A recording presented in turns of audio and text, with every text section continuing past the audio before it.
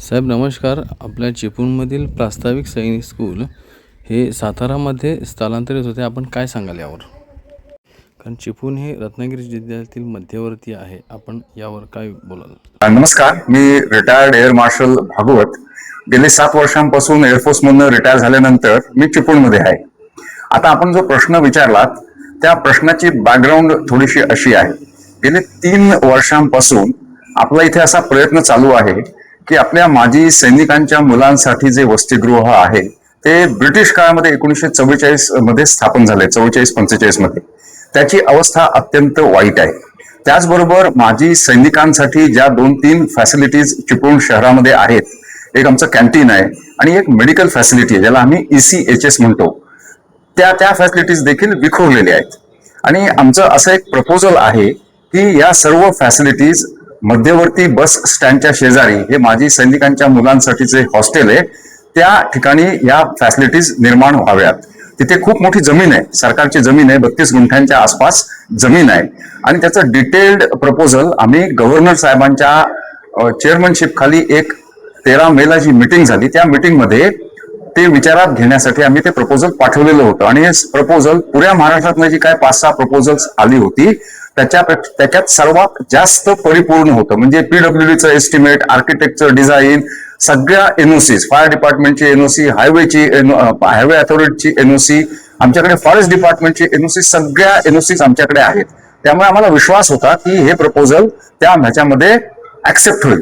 परंतु आता आम्हाला अशी बातमी कळते, अजूनही ऑफिशियली काही निर्णय आलेला नाही, परंतु आम्हाला इन्फॉर्मली असं समजलंय की चिपळूणच्या ऐवजी हे प्रोजेक्ट आता साताराला जायची शक्यता आहे. आणि त्यामुळे माजी सैनिक फ्रॅटर्निटी जी रत्नागिरी जिल्ह्यामध्ये आहे त्या ह्याच्यामध्ये फार अस्वस्थता निर्माण झालेली आहे. लोक डिसअपॉइंटेड आहेत आणि लोक थोडे आक्रोशित पण आहेत.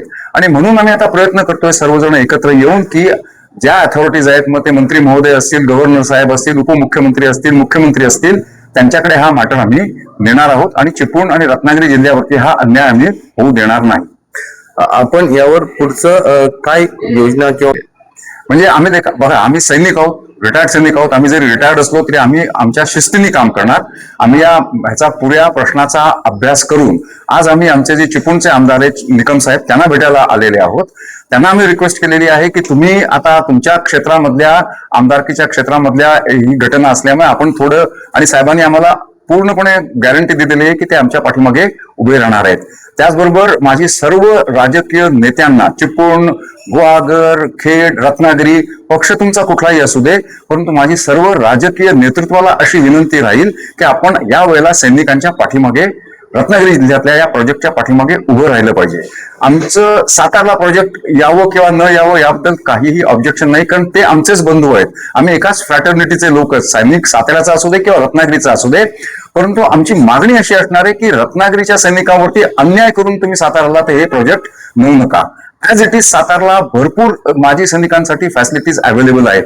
उदाहरणार्थ त्यांची कॅन्टीनची इमारत स्वतःच्या पैशाने निर्माण केलेली आहे, त्यांच्या जागेमध्ये आहे. आम्ही भाडं देतोय कॅन्टीनच्या इमारतीसाठी 70,000 रुपये दर महिन्याला.